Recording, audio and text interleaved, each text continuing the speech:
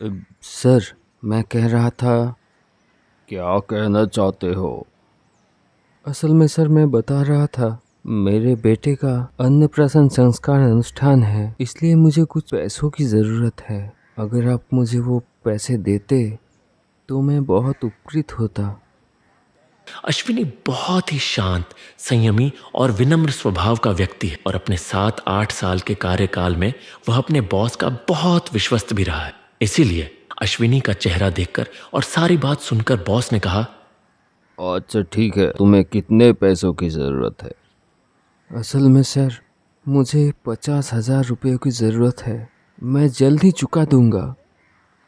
ठीक है, लेकिन तुम्हारे लिए एक आसान शर्त है। क्या शर्त है सर?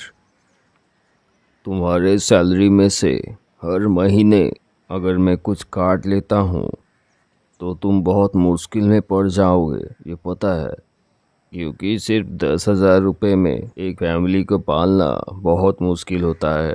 इसलिए अगर तुम हर रोज़ 2 घंटा ओवर टाइम करते हो तो तुम्हारे सैलरी में से कुछ काटा नहीं जाएगा और इधर धीरे धीरे उधार के 50,000 भी चुका दोगे।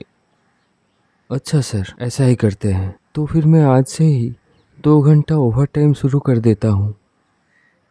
नहीं नहीं, आज रहने दो, कल से शुरू करते हैं। इसीलिए बॉस की बात मानकर अश्विनी ने अगले ही दिन से रोज 2 घंटे ओवरटाइम करना शुरू कर दिया।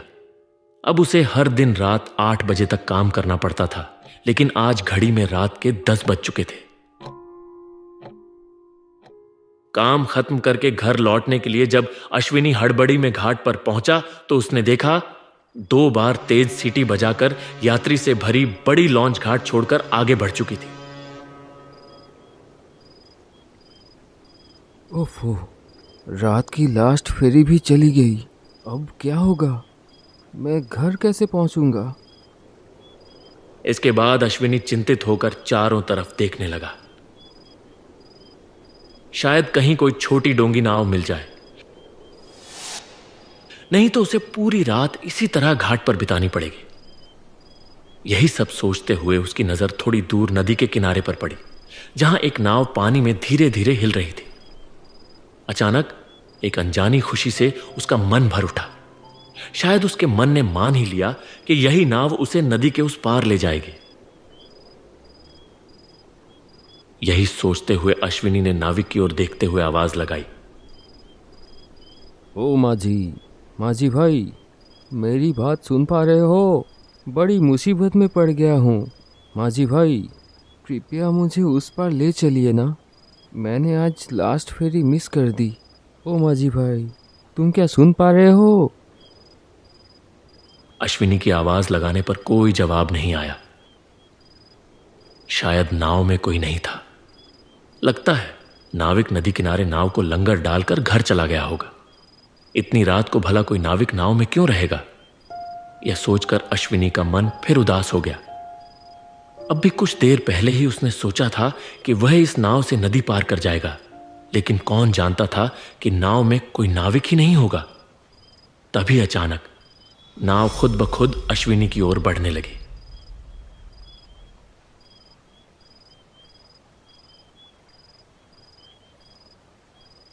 फिर जैसे ही नाव उसके बराबर आकर रुकी, उस पर लगी अर्धचंद्राकार काली छतरी के भीतर से एक बुजुर्ग आदमी घुरघुराती आवाज में बोला, धीरे धीरे इधर आके नाव पे चढ़ जाओ। बताओ किस पार जाओगे? मैं नई वाली घाट जाऊंगा। मुझे प्लीज ले चलो ना। हाँ, ले जाऊंगा। आओ, आके नाव पे चढ़ जाओ। माझी की बात मानकर अश्विनी धीरे धीरे माटला नदी की मदमाती धार में हिलती डुलती उस नाव पर चढ़ने ही जा रहा था। तभी नाव की छतरी के घने अंधकार से एक दूसरी हथेली आगे बढ़ी। उस अज्ञात व्यक्ति ने अश्विनी को सहारा देकर नाव पर चढ़ने में मदद की।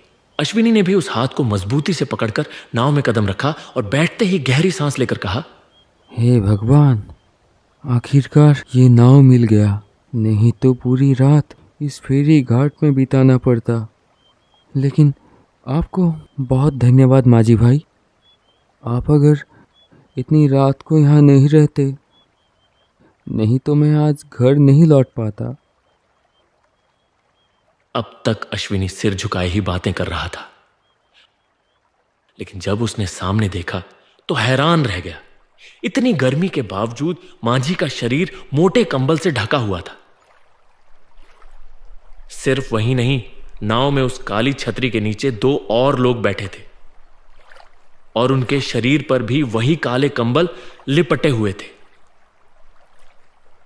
अचानक अश्विनी ने मांझी की ओर देखते हुए पूछा, अच्छा मांझी भाई, आज इतनी रात को आप नाव लेके नदी पे हो, क्या बात है? और मेरे अलावा और 2 लोग नाव पे सवार है। लेकिन मांझी इन सवालों का कोई जवाब नहीं दे रहा था। वह बस एक तक नाव खेने में लगा था, जैसे उसने अश्विनी की बात सुनी ही ना हो। यह सब देखकर अश्विनी के अंदर अजीब सा डर समाने लगा। ऊपर से तेज लहरें नाव के तले से टकरा रही थी, जिससे नाव जोर जोर से हिलने लगी।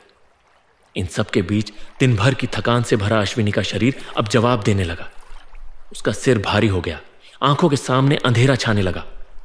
थके मांदे चेहरे से उसने आसमान की ओर देखा, फिर धीरे धीरे नाव की लकड़ी की सतह पर लेट गया।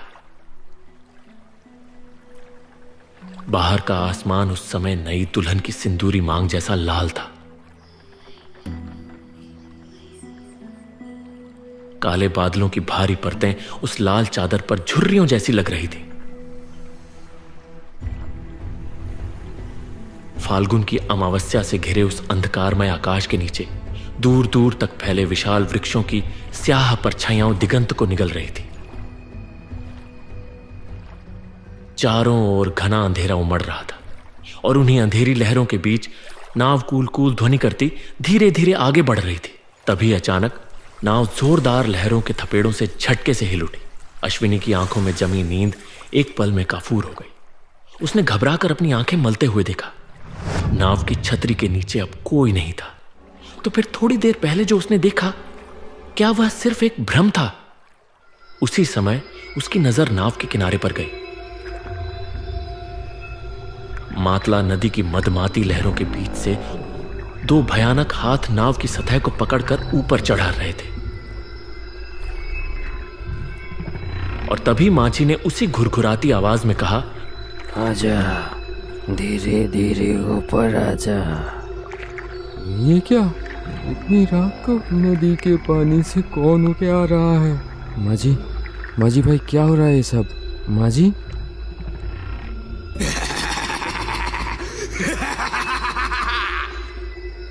हाँ जल्दी उठ जा, जल्दी चढ़ जा ऊपर।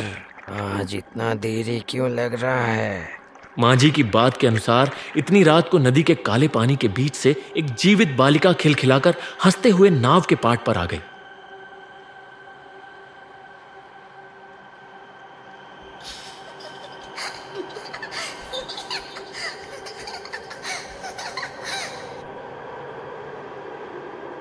कितनी अजीब बात थी।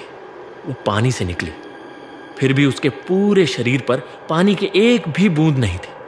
उसके सिर के बाल 2 तरफ से बंधे हुए थे और उसने काले रंग की फ्रॉक पहन रखी थी।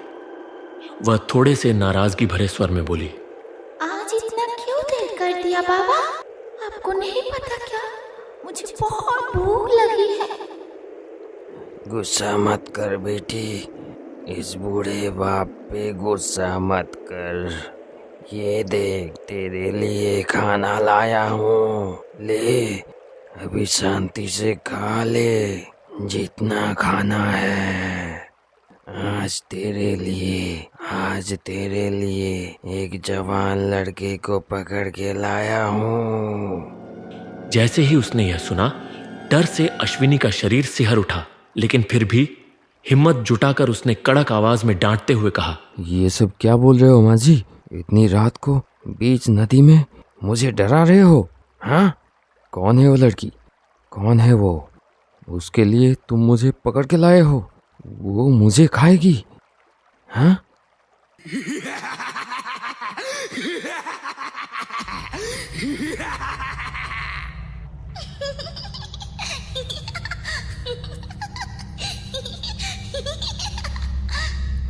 समझ क्या रखे हो?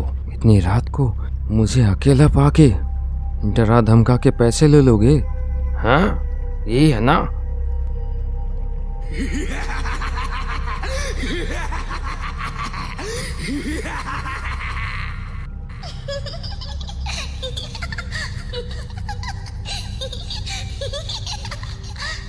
हाँ, मैं ये सब नहीं होने दूंगा।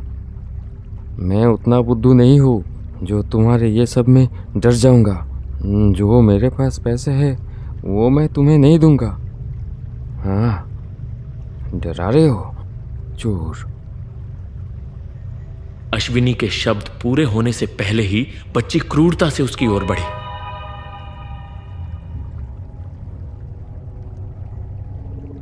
और अपने नुकीले नाखून उसके शरीर में गड़ा दिए। छोड़ दे, छोड़ दे, छोड़ दे, छोड़ दे मुझे।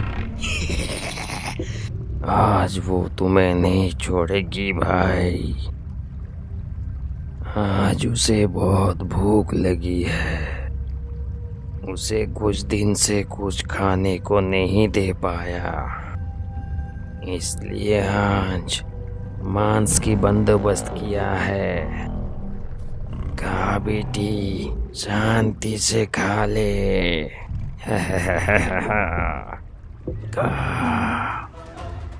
छोड़ मुझे, छोड़ दे, छोड़ दे।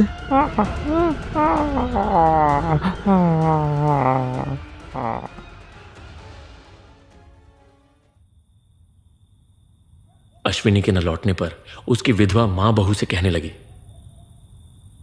क्या बहू, बेटा अभी तक घर वापस क्यों नहीं आया?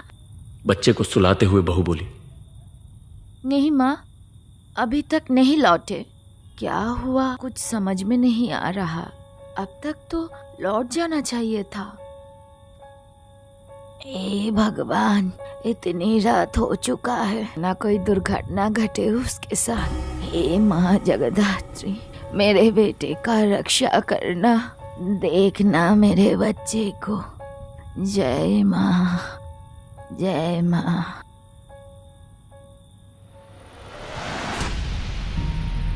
अश्विनी क्या उस नर राक्षसी के हाथों से बचकर लौट पाएगा? उसके साथ क्या होने वाला है? आपको क्या लगता है? जानने के लिए हमारे साथ बने रहें। अगला भाग बहुत जल्द आ रहा है।